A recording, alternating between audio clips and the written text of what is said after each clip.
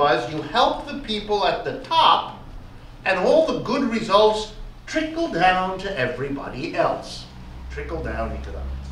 The attack on them in the 1930s was, nice idea, beautiful image, but the trickle never happened. Everybody at the bottom kept waiting for the trickle that didn't happen. We've now been for 3.5 years doing exactly the same thing. First Bush and Obama. Bailing out at the top and assuming it'll trickle down. Remember when the big bailouts were given to the banks at first and there was some question raised and the explanation was made, it's good to give the money back to the banks because then they'll have the cash to make the loans to people and businesses that'll kickstart the economy, I believe was the phrase. So we gave them a lot of money. What they did is they held the money. They didn't lend. They're still not lending. And as a consequence, it doesn't have the trickle-down effect. However, Mr. Obama didn't say a word about it, did not talk about the history, did not talk about the fact that it hasn't worked, acted as though the idea of stimulating corporations to hire was a reasonable, effective mechanism. Not one that has failed for 3 years and for which there's no evidence anyone can point to that it won't continue to fail for all the same reasons that it failed in the past. So I was struck. With Mr. Bernanke, it was even more interesting. Mr. Bernanke said he was really pleased that there was an uptick in private hiring. But he said before the House Budget Committee, unfortunately, the rate at which we're hiring people is not faster than the rate at which new young people are entering the labor force. Which means, well, we're not going to do much about the unemployment, I quote you now, for years into the future. That was an admission by a leading official of the government that high unemployment is here for an indefinite period of time. That's not dealing with a problem. That's kind of saying, it's there, it's like the rain, there's nothing you can do about it, and that's the way it's going to be. And yesterday's program for the budget has nothing in it in the way of a direct program to hire people. So let me again, as I've done before, give you what an alternative might have been. In 1934, Roosevelt went on the radio at a time of massive unemployment, bigger than what we have today, percentage-wise. And he made a famous speech in which he basically said, if the private sector either cannot or will not hire able-bodied American men and women who want to work, then the government has to do it. Between 1934 and 41, Roosevelt created and filled 11 million jobs. If you adjust for the population then and now, it would be the equivalent of producing and filling 20 million jobs in the United States today, which would be a massive reduction in our unemployment. Those people got government jobs, decent pay, they were able to maintain their mortgages because they were earning money, they didn't have to increase their debts, blah, blah, blah, blah, blah. Did it solve the unemployment problem? No, because the business community was very anxious and kept pushing against, as the Republicans did. So they had to have a compromise. They could never have a program of government hiring big enough, made an enormous dent on unemployment. But it was never enough. They needed to come up with something that the Republicans and the business community would all get behind. A program that could give everybody a job who wasn't dead.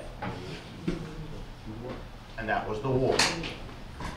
And when we went to war, in 1942-43, when the war was clearly going to happen, then finally those people who hadn't been given a government job before got one.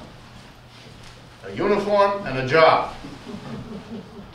And those who didn't get a uniform got a job in the factory making a uniform. Well, that's how we solved it. The war was the only thing that came back.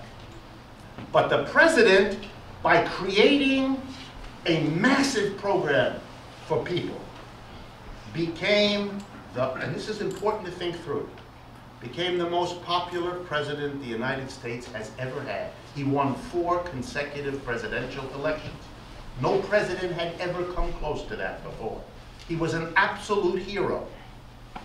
for millions and millions of Americans, he embodied a government that actually did something for me when I needed it most, changed my life, gave me a chance.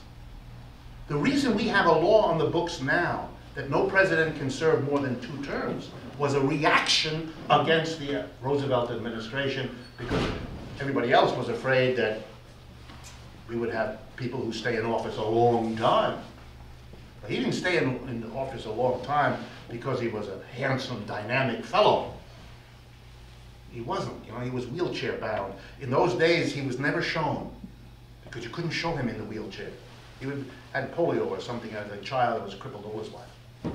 But most Americans didn't know it. It's like talking to Italian communists and asking them what they think of Antonio Gramsci. A great leader, a dynamic, tall man. He was a hunchback, gnarled up little fellow. But you can't, he was. You know the story about Antonio Gramsci? He was very sickly as a child. He was born and raised in Sardinia, an island off the coast. And his parents, who were peasant, very strict Roman Catholic family, interpreted his very sickly birth as an infant as a sign that God was going to take him. So to get ready, this not being a psychologically sophisticated family, they arranged for a coffin which was kept next to his bed throughout his childhood. Try to think what might develop in your mind if this was what the parents were getting ready for you. Not go to college, go into the box. Anyway, Antonio Gramsci was a man with great difficulties, physical and mental. But in the life of the Italian Communist Party, he was an Adonis, 8 feet tall, with immense biceps. All not true. Franklin Roosevelt was a gnarled up cripple. But he was the greatest hero the American people ever had. If you go back and you read some of the popular literature in the 1930s, there were large numbers of places in the United States where people thought that Franklin Roosevelt was sent by God and dealt with him as a religious figure. Most popular president. Why do I bring that up? Well, we have a president who looks like he's in a little bit of trouble. Think about it. How could Barack Obama not fail to get the idea, looking at the last Democratic president in a situation of a serious economic downturn, like this one, became the most popular thing ever in the American political system by doing what Obama does not even talk about. It's not a question that he hasn't pushed the program through. He hasn't said a word. The State of the Union had no word about it. His budget yesterday had no word about it. There's no money for it, nothing. It isn't going to happen. It's as if that option, which we know is possible, because in our own country's history, we did it. And we did it in a way that made the president the most popular politician ever.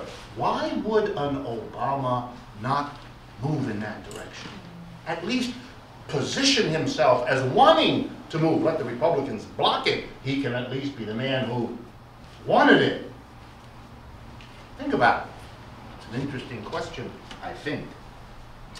Second thing that was not discussed is the crisis of the cities and the states. You would have thought, given the fact that the cities and states of the United States are in a crisis, and let me be clear that you understand that, what most of the cities and states are doing, and the overwhelming majority, are dealing with the fact, as I pointed out, that the revenues, the tax revenues they get, have been murdered by this crisis.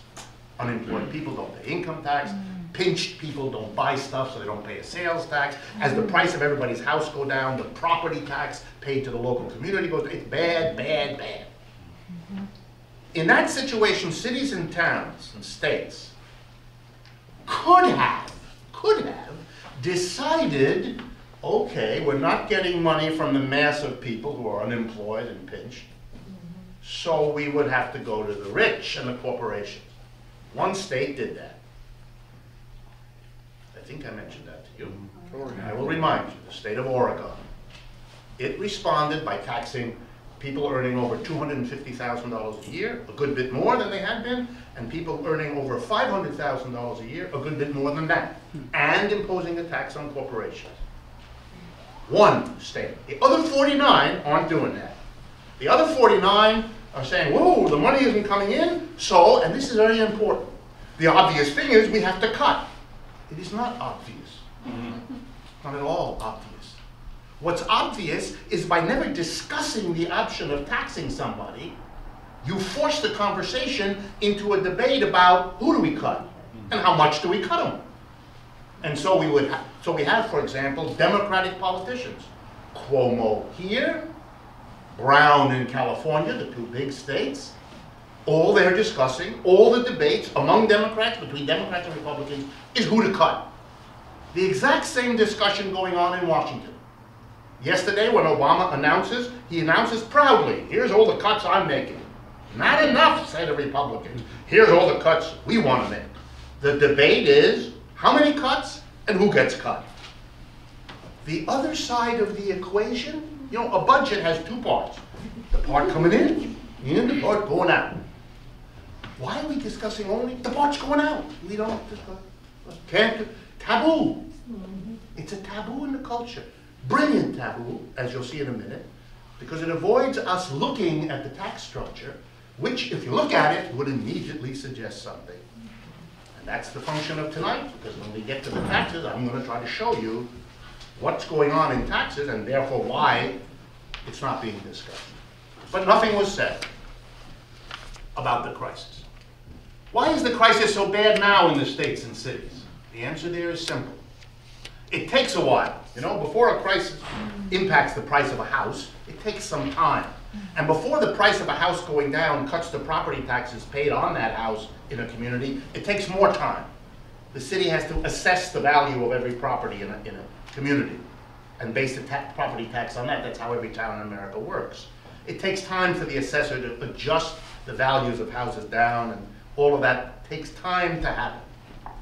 Plus, in the stimulus package passed by Obama in 2009, money, in big money, $300+ billion, was given to states and cities to cushion the impact.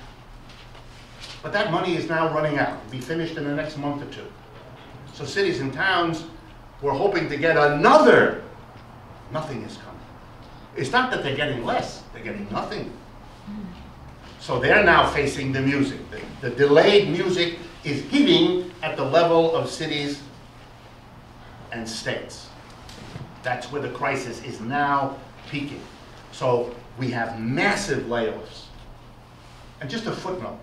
In the State of the Union message of President Obama, he talked about a number of initiatives in education, in technological change, and so on. And he talked about the positive things those would do. Let's give him the benefit of the doubt. Let's assume that his numbers and his images were correct. And let's assume that the Republicans will not be able to hobble him. Big assumptions, but let's do that. Even if all that were true, it will be more than offset by what the cities and states are doing. That he never mentioned. You know, again, out of the 15 million people in the United States who currently attend colleges and universities, 12 million go to public schools. 3 million go to private. So the vast bulk of our university-educated people are educated by the state. And most public higher education is state-funded by the 50 states. They're all being cut. The only question is how much. They're all being cut. If you aggregate